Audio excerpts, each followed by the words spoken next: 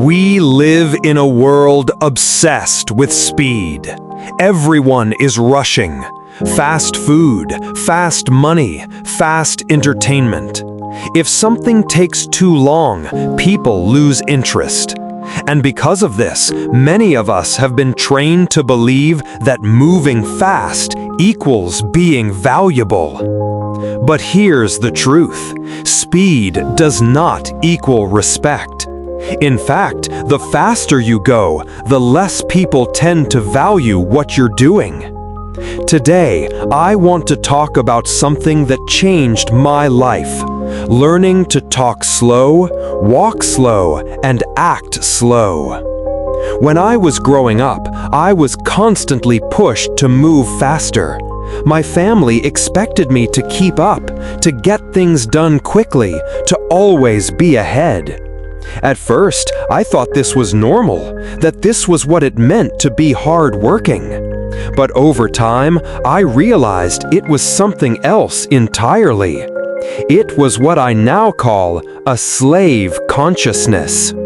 Slave consciousness is when you're trapped in the belief that your worth depends on how much you do and how fast you do it. You start to believe that rushing is the only way to prove yourself, that if you slow down, you'll disappoint others. And so, you live in a state of constant anxiety, always chasing approval, never feeling good enough. Slave consciousness doesn't always look dramatic. It doesn't always mean chains and whips. Most of the time, it's invisible. It looks like talking too quickly because you're afraid people will lose interest. It looks like walking too quickly because you feel guilty for taking up space. It looks like rushing through tasks because you think your only value is in being fast. Over time, this way of living destroys your sense of self. You don't trust your own pace. You don't trust silence. You don't trust yourself enough to slow down. And this is why so many people live exhausted, overworked, underappreciated, and constantly doubting themselves. When you're always in a rush, your mind learns to doubt itself. Think about it. When you talk too fast, you stumble over your words. When you rush through your work, you make mistakes. When you walk too quickly, you look nervous, like you're running away from something. And then, when you see these mistakes, you doubt yourself even more. This becomes a vicious cycle. The faster you go, the less respect you earn. The less respect you earn, the more you feel the need to speed up. It never ends, until you make the decision to break the chain. For me, everything began to change when I learned to quiet the constant, repetitive self-doubt in my head. Once I silenced that noise, I started noticing something deeper. My pace, the way I moved through life. And I realized that if I didn't fix that, I would always be living like a servant to other people's expectations. So I experimented. I forced myself to slow down, to talk slower, to walk slower, to act slower. At first, it felt uncomfortable, like I was breaking the rules. But soon, I realized something incredible. The slower I went, the more respect I gained. In today's world, people don't respect you for how much you do. They respect you for how you carry yourself while you do it. They don't measure your worth by your speed. They measure it by your presence. Think about it. When someone speaks quickly, do you automatically trust them? Usually not. They sound nervous, like they're unsure. But when someone speaks slowly, deliberately, with pauses, people lean in. They listen. The same is true with walking. A person who rushes down the hall looks desperate, but someone who moves calmly, taking their time, they look confident. They look like they belong. This is the paradox of life under capitalism. It's not your use value, how much you can do. It's your exchange value, how much people perceive you as being worth. And perception is shaped not by speed, but by presence. The slower you go, the stronger your presence becomes. When you rush, you're sending a message. You're saying, I'm available, I'm desperate, I'll do anything you ask. And even if people don't consciously think this, they feel it. They begin to see you as someone who can be used, someone who will overextend themselves, someone who doesn't respect their own limits. This is why rushing is dangerous. It doesn't just exhaust you, it invites others to take advantage of you. It tells the world you're ready to be milked like a cow. And once you create that reputation, it's very hard to undo. But when you slow down, everything changes. You send the opposite message. I know my worth. I am not desperate. My time is valuable. My presence is valuable. If you want something from me, you'll wait until I'm ready to give it. That kind of energy is magnetic. It draws respect, admiration, even authority. Look at powerful leaders throughout history. None of them rushed through their speeches. None of them darted nervously across the stage. They moved slowly. They spoke with pauses. They acted deliberately. Because they knew they were in control, and they made everyone else feel it too. Confidence isn't about shouting the loudest or rushing to prove yourself. True confidence is quiet. It's steady. It's slow. Think of someone you admire, a teacher, a mentor, a leader, maybe even a celebrity. What made you respect them? Chances are it wasn't speed. It was the way they carried themselves, the way they seemed unshaken, even in pressure. When you talk slowly, you give your words weight. Each sentence lands with more power. People don't just hear your words, they feel them. When you walk slowly, you expand your presence. You're not apologizing for taking up space, you're claiming it. And when you act slowly, you show control. You're not reacting to the chaos around you, you're directing it. This is why slowness is such a powerful signal. It tells the world, I am not rushed. I am not desperate. I am in control of my life, my body, and my mind. People can feel your energy before you even speak. Walk into a room in a hurry and the room feels your anxiety. People look at you and think, what's wrong with him? Why is he rushing? But walk into the same room slowly, with calm steps, with your shoulders relaxed, and you send a different message. You say, I belong here. I don't need to prove it. Everyone else can adjust to my pace. Humans are wired to notice pace. We notice how someone breathes, how they move, how they carry themselves. That's why slowing down is one of the simplest but most effective ways to change how people perceive you. Without saying a single word, you tell them you're valuable. You tell them they can trust you. You tell them you're not someone to be pushed around. Here's the hard truth. Modern society doesn't reward you for how much you give. It rewards you for how much you appear to be worth. This is the difference between use value and exchange value. In capitalism, the product isn't just what you do, it's how people perceive what you do. Think about the difference between a laborer and a CEO. A laborer works fast. They're expected to give as much output as possible. But do they get respect? Rarely. The CEO, on the other hand, moves slowly.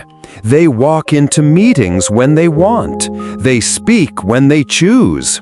Their slowness communicates that their time is valuable. Their presence itself becomes a form of currency.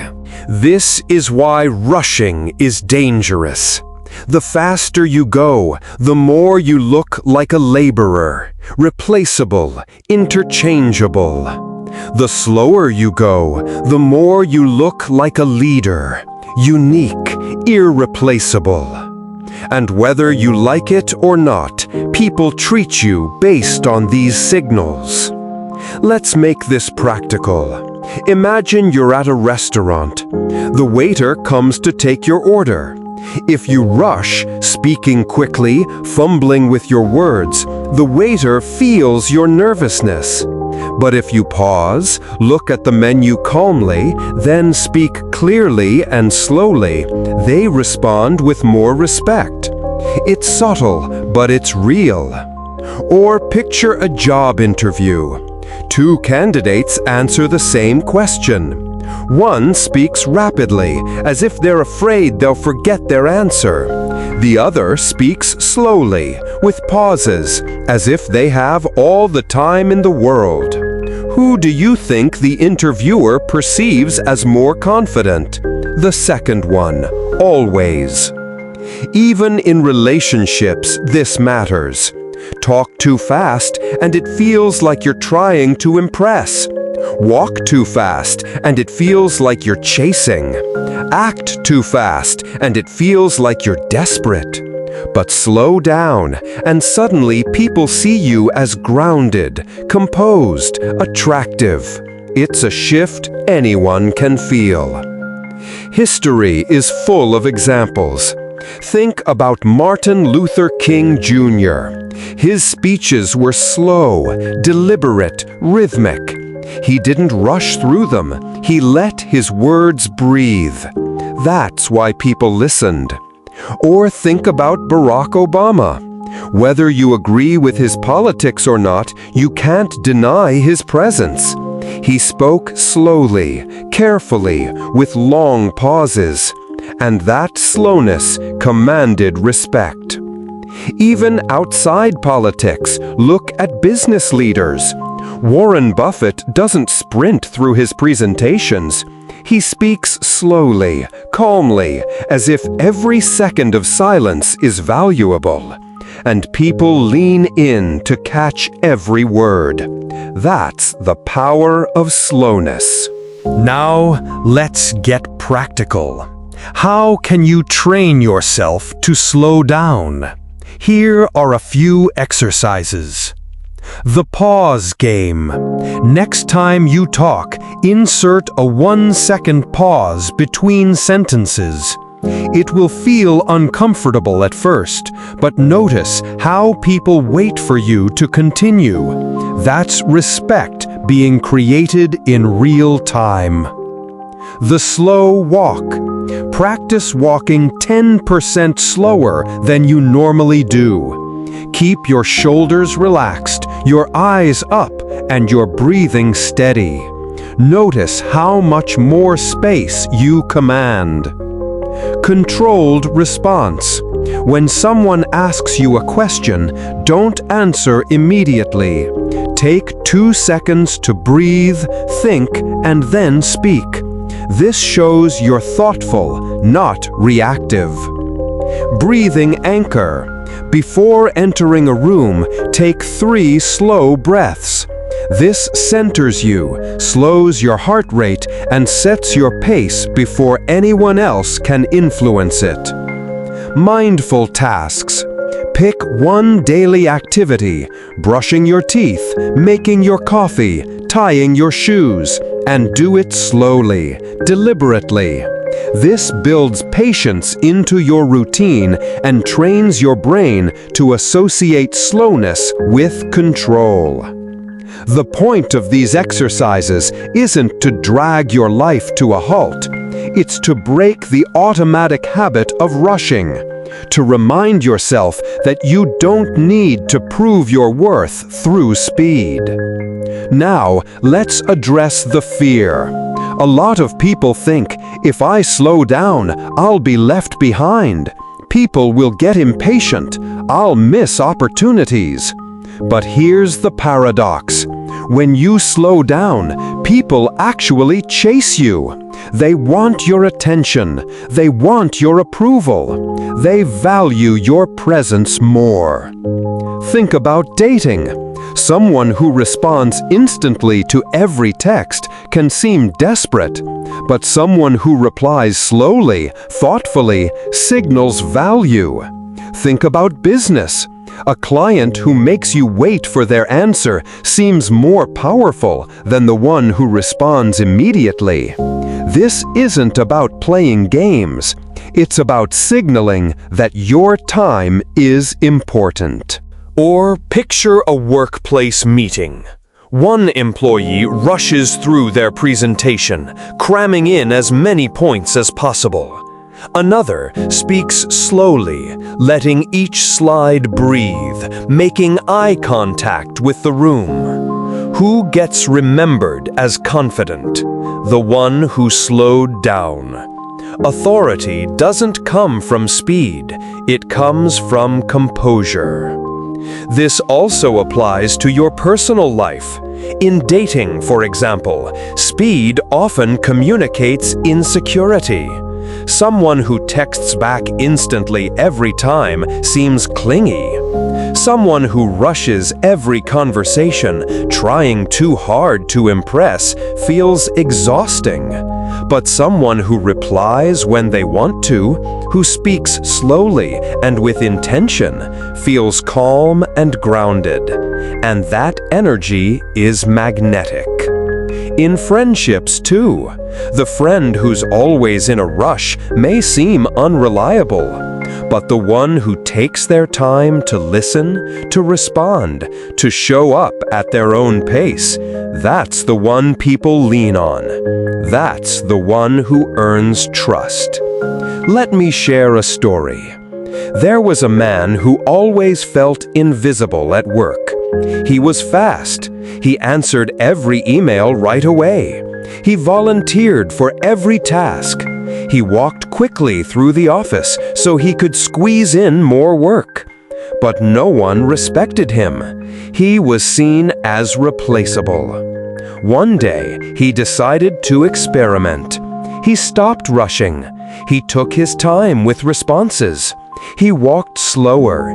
He spoke more deliberately in meetings. Within weeks, people began treating him differently. Colleagues started waiting for his opinion. His boss asked for his perspective instead of assigning him chores. The only thing that changed was his pace, but it changed everything. Another example, a woman who struggled in dating. She always talked quickly on dates, filling every silence because she thought quiet was awkward.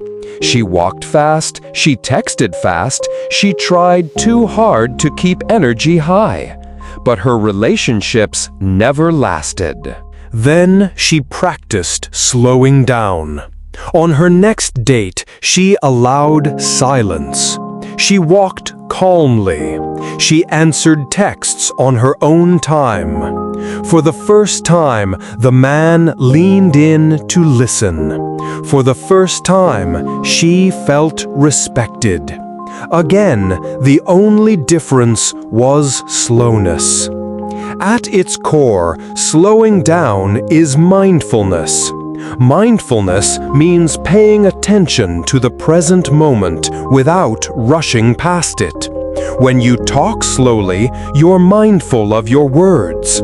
When you walk slowly, you're mindful of your steps. When you act slowly, you're mindful of your choices. And mindfulness changes everything. Most people sleepwalk through life, reacting instead of choosing. They're controlled by deadlines, by other people's opinions, by fear of being left behind. But when you slow down, you stop reacting. You start choosing. You reclaim your power. And that, more than anything else, is what makes people respect you. So how do you build mindfulness into slowness? Here are some daily practices you can try. Start your day slowly. Instead of rushing out of bed, take 3 deep breaths before you move. When you drink water, do it slowly. Feel the glass in your hand. Feel the water on your tongue. Don't just chug, notice. Choose one conversation each day where you consciously slow your pace. Speak 20% slower than you normally would. Before you leave the house, stand still for 30 seconds. Feel your feet on the ground. Then walk out slowly, with intention. At night, reflect. Did I move today at my own pace or at the pace others forced on me? These small acts seem meaningless, but together they rewire your brain. They teach you that slowing down is safe, that you won't be left behind, that your presence is enough. Make no mistake, slowing down takes courage. It feels unnatural at first. You'll worry people will get impatient. You'll feel the urge to rush just to relieve your own anxiety. But if you can resist that urge, you'll unlock something powerful. Because here's the secret. People don't actually want you to rush. They want you to lead. And leading starts with pace. The world will adjust to your rhythm if you have the courage to set it. That's why slowing down is not weakness, it's strength. So here's the lesson. If you want respect in this world, don't chase it. Don't rush for it. Don't beg for it. Command it. And the way you command it is simple. Talk slow, walk slow, act slow. Because rushing tells the world you're desperate. Slowness tells the world you already have value. Rushing makes you replaceable. Slowness makes you unique. Rushing makes you weak. Slowness makes you strong. You don't owe the world your hurry. You owe yourself your presence. So slow down. Speak with weight. Walk with confidence. Act with intention. And watch how everything, respect, relationships, opportunities, begins to shift toward you. Thank you for taking the time to listen. If this message spoke to you, give this video a like, share it with someone who needs it, and subscribe for more life lessons. Remember this every single day. The slower you go, the stronger you grow.